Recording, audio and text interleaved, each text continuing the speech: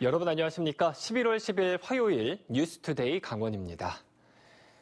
원주의 코로나19 연쇄 감염이 닷새 만에 30명을 넘어섰습니다. 이 감염고리인 확진자들의 나이가 많다 보니 주로 만나는 비슷한 연령대의 사람들에게 전파가 된 건데요. 특히 168번 확진자는 증상이 나타난 게 지난달 연쇄 감염이 있었던 시점과 겹치다 보니 이전 감염들과의 연관성도 의심되고 있습니다. 이병선 기자가 보도합니다. 며칠 사이 급속하게 퍼진 이번 감염은 경로가 확인되지 않은 6명의 확진자들을 매개로 한 감염입니다. 모두 증상이 있어 병원을 찾았다가 감염된 걸 알게 된 사례입니다. 이 가운데 4명이 60대와 70대다 보니 연쇄 감염된 가족과 지인, 직장 동료 등도 고령자가 많습니다. 60대 이상 확진자가 32명 중에 24명, 무려 75%입니다.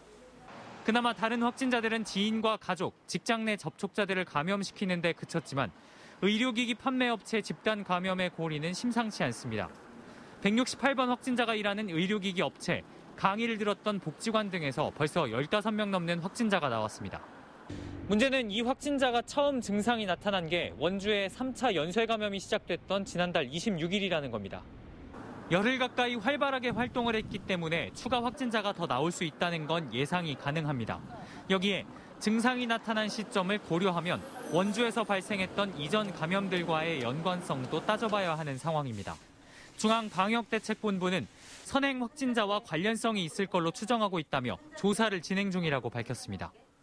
원주시의 지금 최근의 환자 발생 수준은 이제 또 이 이외에도 더 많은 환자들이 있는 것으로 확인되고 있습니다. 그래서 조사가 진행 중인 상황이고요. 좀 더 확인되는 정보가 있으면 더 말씀드릴 수 있을 것 같습니다. 방역당국은 166번과 173번 확진자가 함께 찾았던 다른 의료기기 판매업체 2곳의 명부를 추가로 확보하고 직원과 방문자의 진단검사를 이어가고 있습니다. MBC 뉴스 이병선입니다. 전통시장 활성화와 청년 일자리 창출을 위해 정부와 지자체가 500억 원을 들여 전국 35개 시장에 청년몰을 조성했습니다. 이 코로나19로 인해서 전반적인 매출이 상당히 줄었는데 특히 도내 청년몰이 더 부진한 것으로 나타났습니다. 유인호 기자가 취재했습니다. 지난해 말에 문을 연 삼척 중앙시장 청년몰입니다. 낡은 시장에 점포 20개를 조성하는 데 30억 원이 들어가고 승강기 설치 등 간접 지원에 30억 원이 추가로 투입됐습니다. 음식점과 미용업소 등이 입점해 영업 중인데 깨끗한 환경으로 초기 반응은 좋은 편입니다. 중소벤처기업부가 이철규 의원에게 제출한 자료를 보면 이곳의 올해 월 평균 매출액은 392만 원, 전국 청년몰 평균인 472만 원에 못 미치는 수준입니다. 설악 로데오 상점가는 273만 원, 정선 아리랑 시장은 119만 원으로 더 부진합니다. 원주 중앙시장 청년몰은 531만 원으로 전국 평균을 넘었지만 지난해에 비해서는 절반 수준입니다. 반토막이 난 건 정선 아리랑 시장 청년몰도 마찬가지입니다. 코로나19의 영향이 컸다는 분석입니다. 정선 아리랑 시장은 그 관광객이 한 100만 명 이상 오는 시장이기 때문에 관광객 위주로 이제 영업을 하게 되는데 올해는 관광객이 3분의 1 수준으로 대폭 줄었기 때문에 매출액이 줄 수밖에 없는 그런 실정입니다. 도내 청년몰과 달리 전국 청년몰의 올해 매출액 감소율은 평균 15%에 그쳤습니다. 중소벤처기업부는 청년몰 성패의 중요한 요인으로 청년 상인들의 경쟁력을 꼽았습니다. 지난 7월 기준 전국 청년몰의 폐업률은 38%. 청년 상인들의 전문성과 자질 부족이 가장 큰 원인인 것으로 분석했습니다. 정부는 청년몰 운영이 부진해 점포를 철거할 경우 지원했던 국비를 환수하고 전통시장 지원 대상에서 배제하도록 했습니다. MBC 뉴스 유인호입니다. 강원도교육청이 내년에 3학급 이하 작은 학교에 배치된 중등 교사들을 줄이기로 했습니다. 교육부에서 교사 정원을 121명 감축하자 내놓은 그런 방안인데 전교조가 반발하고 있습니다. 전교조는 학생 수와 교사 수업 시수가 적다고 교사를 줄이면 시골 교육이 황폐화된다고 주장하고 있습니다. 강화길 기자입니다. 현재 강원도 내 중학교 전체 학교 중 3학급 이하는 절반에 가깝습니다. 또 여기서 가르치는 교사는 20%에 달합니다. 그런데 학생 수는 6%에 불과합니다. 하지만 작은 학교 교육 과정을 정상화하기 위해서 감내해 왔습니다. 그러면서 교사 정원이 줄 때마다 중대 규모 중고교 교사를 줄여왔습니다. 이 때문에 도시 일부 중등학교의 경우 주당 수업 시간이 20시간에 달하는 교사들이 10%에 달할 정도로 도농 간 불균형이 심화됐습니다. 이런 상황에서 교육부가 내년 강원도 중등교사 정원을 121명이나 줄였습니다. 강원도 교육청은 도농 교사 간 수업 시수 불균형을 해소한다며 내년에는 3학급 이하 작은 학교의 중학교 교사 49명을 줄이기로 했습니다. 또 전문계고 교사의 정원도 줄여 중학교로 배정하기로 했습니다. 대신 여러 학교에서 가르치는 겸임 교사를 확대 배치해 공백을 메우겠다고 밝혔습니다. 정원이 줄면서 일부 겸임이 늘 수밖에 없는 상황이고요. 그렇다고 해서 저희들이 중학교 선생님을 고등학교로 강제로 발령내는 것은 현 인사규칙상 불가능한 상황입니다. 이에 대해 전교조는 교육의 시장화 정책이라며 강하게 반발하고 있습니다. 도교육청의 중등인사제도 개편안은 교사의 노동 조건을 악화시켜 결국 교육의 질을 떨어뜨리는 거라는 겁니다. 학교 현실을 고려하지 않고 학생 수, 수업 시수가 적다는 이유로 무작정 교사를 줄이게 되면 결국 농산어촌 교육의 황폐화로 이어질 것이다. 전교조는 인사 개편안 철회를 요구하며 무기한 농성에 들어갔습니다. 또 해당 지역과 연대 서명 운동도 벌이고 있습니다. 결국 학생 수가 줄면서 교사 정원이 줄어드는 악순환 속에 벌어진 이번 논란은 쉽게 가시지 않을 전망입니다. MBC 뉴스 강화길입니다.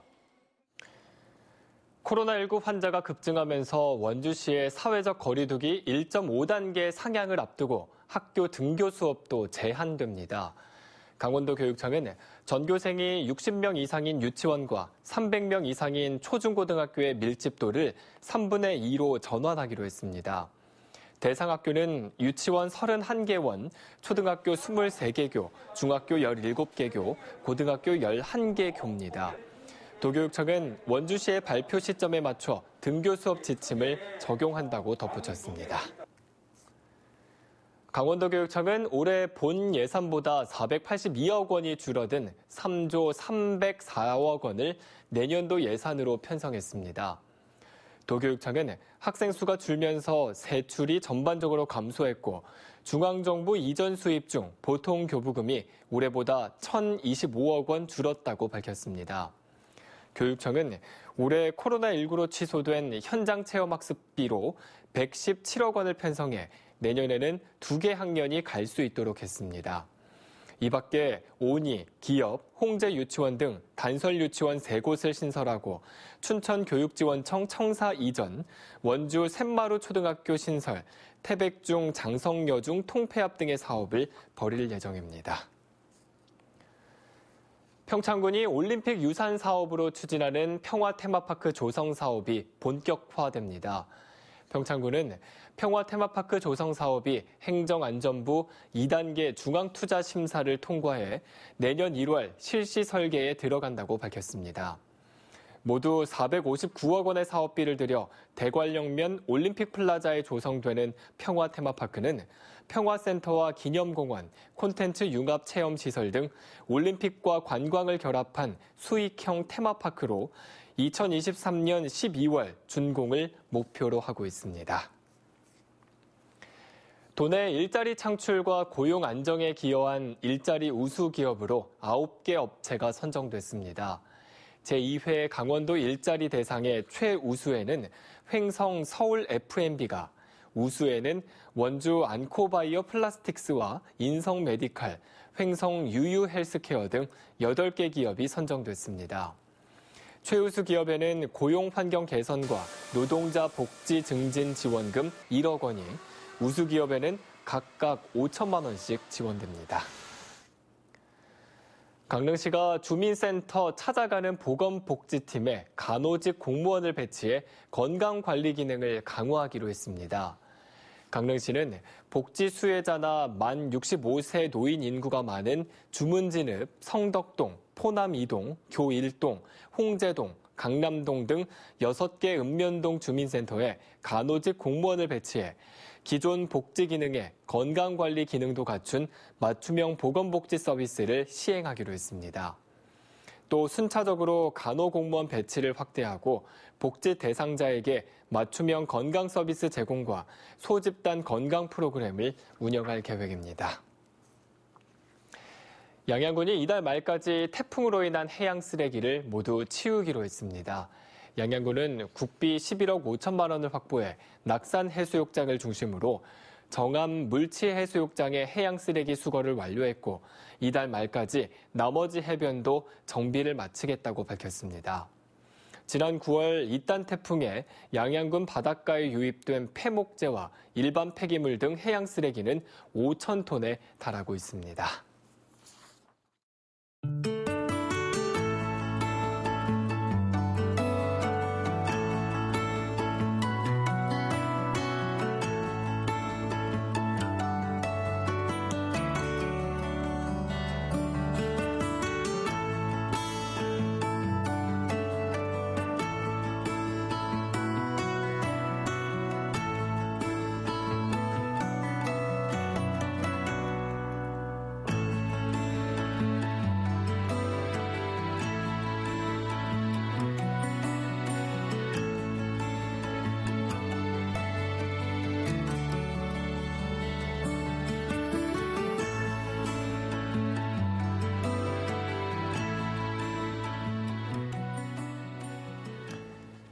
대한육상연맹이 지난 5일 춘천에서 음주운전을 하다 사고를 낸 강원도청 소속 국가대표 육상 선수에게 선수 제명의 중징계를 내렸습니다. 교통사고 피해자지만 음주 상태에서 오토바이를 몬 같은 팀 소속 선수도 3년 자격정지 처분을 내렸습니다. 또 대표팀 총감독과 코치도 국가대표팀 선수단 관리 소홀 혐의로 보직 해임됐습니다. 강원도가 추진하는 접경지역 남북 평화 사업들이 1,467억 원의 예산 규모에 비해 실효성이 낮다는 지적이 나왔습니다. 강원도의회 기획행정위원회는 어제 평화지역발전본부에 대한 행정사무감사에서 강원도의 행사성 남북 교류 사업은 남북 정세가 경색돼 있고 북한이 거부하는 상황에서 예산 낭비가 될 수밖에 없다고 지적했습니다. 또 DMZ 평화포럼과 평화통일 국제학술 심포지엄 등 중복 유사 사업이 적지 않고 문재인 대통령의 대선 공약에 반영된 강원 평화특별자치도 지정도 성과가 없다고 비판했습니다. 강원지방경찰청은 부동산 월세 계약서를 허위 작성해 허위로 난민 신청을 알선한 공인중개사 51살 A씨와 61살 B씨, 외국인 77명을 사문서 위조 혐의와 출입국관리법 위반 혐의로 검거했습니다.